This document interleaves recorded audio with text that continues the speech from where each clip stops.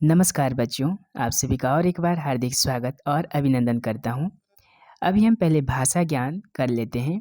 इसमें समानार्थी शब्द लिखना है, दो समानार्थी शब्द लिखना है सभी शब्द का, और उसके बाद विलोम शब्द भी आप इस वीडियो से देखकर लिख सकते हैं।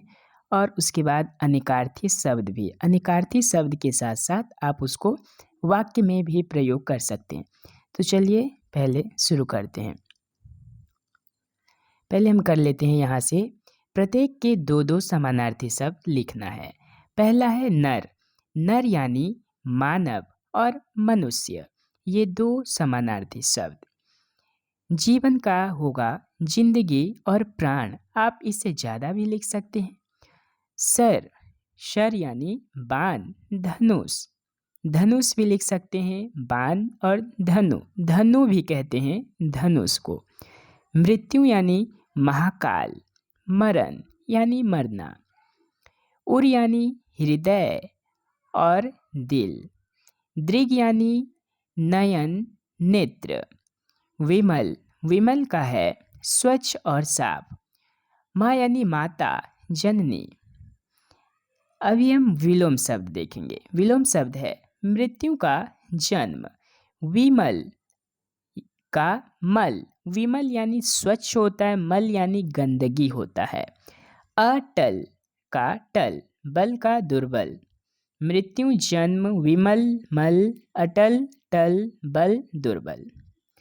6 नंबर कहा गया है, निम्नलिखित शब्द अलग अलग प्रसंगों में प्रयोग किए जाने पर इसका भिन्न भिन्न अर्थ होता है, इसीलिए इसे अनिकार्थी शब्द कहते हैं, क्योंकि इसके अनेक अर्थ होते हैं।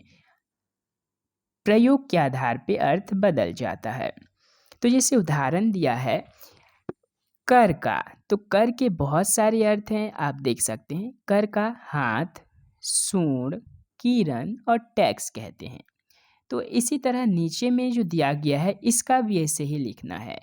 नीचे दिए गए शब्दों के दो अर्थ लिखिए और वाक्यों में प्रयोग कीजिए।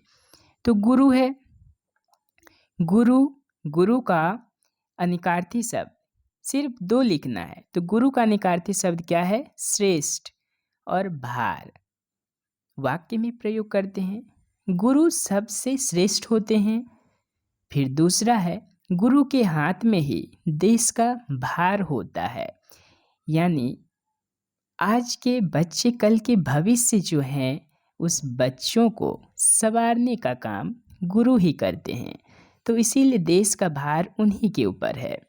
गो, गो यानी गाय, स्वर्ग। वाक्य है, गाय हमारी माता समान है। स्वर्ग, स्वर्ग का है, गो के पूजा से ही स्वर्ग की प्राप्ति होती है, क्योंकि गौ माता, गाय माता में ही सभी ईश्वर समाहित होते हैं। आप इसे देखकर लिख लीजिए। हंस यानी पक्षी, हंसना। हंस एक पक्षी है, हम जोर से हंस दिए। वन, वन यानी जंगल, उपवन। वाक्य में देखेंगे, जंगल घना होता है, उपवन सुंदर और छोटा होता है। पत्र, पत्र का होगा चिट्ठी और पत्ता।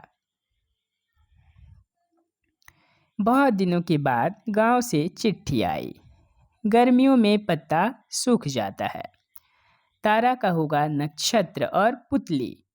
सूर्य एक नक्षत्र है, पुतली नेत्र का तारा है।